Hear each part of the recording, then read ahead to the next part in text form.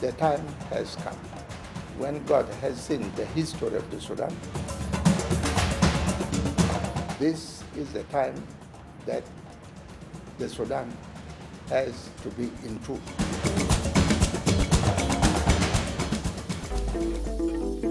In January 2011, after a series of brutal civil wars and the loss of millions of lives, the people of southern Sudan overwhelmingly voted to secede from the Muslim-governed north. The referendum was peaceful and confirmed by the UN, with 99% of those registered casting their ballots in favor of independence.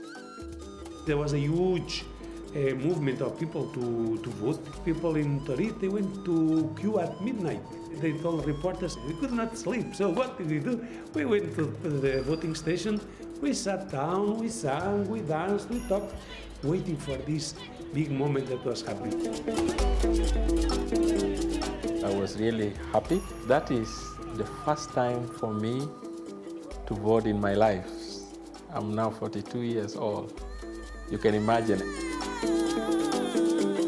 The Catholic Church played an important role in preparing the southern Sudanese for the referendum. The pulpit became a place of teaching regarding the terms of the peace agreement and the voting process. The 101 days of prayer initiated by the bishops was crucial to the peaceful disposition of hearts and minds and the non-violent outcome on that historic day.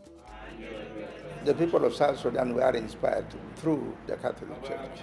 Every day of those 101 days, we are prepared with prayers, with intentions. Our churches, we are guided very much to really prepare spiritually. With their homeland now free from war, Christians trapped for years in temporary shelters in the Khartoum refugee camps are returning to the south to start a new life. On estime entre 800,000 peut-être et 1 million de personnes qui ont... It is estimated that between 800,000 and 1 million people have decided to leave the north, where they have lived in refugee camps around Khartoum, and return to the land of their ancestors. Many return because they have roots here. They are Christians, and here God looks favorably upon them. However, their joy is measured. They are not returning to a paradise, where life is handed them on a plate. On the contrary, they must be self-reliant. Tout au contraire, tout est à faire.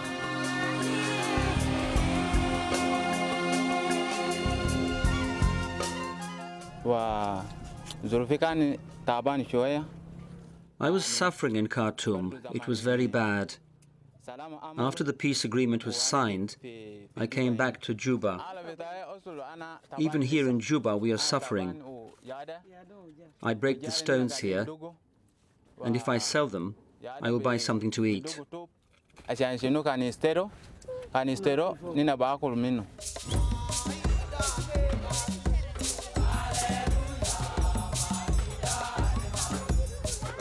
The Catholic Church, which has always stood by the side of the oppressed through the dire times of war, will now see its mission change and focus on building a strong community of the faithful. The task is great, and locals are counting on the help of Christians from around the world. The Christians here are people who came from different places. They said they want to have a church, a place for God. So this church was built by the Christians themselves. When they started, this place was a very abandoned place. So they said they want to have a church. This is why they made their local contribution. All the building it is from their own hands. The people of South Sudan are awakening to the birth of the world's newest nation, their nation, which they built on the foundation of suffering and prayer. Here is a new country. As religious leadership, we are calling for the understanding, the generosity, the charity of the whole world. There are human beings here also like me, like myself, who need to be supported.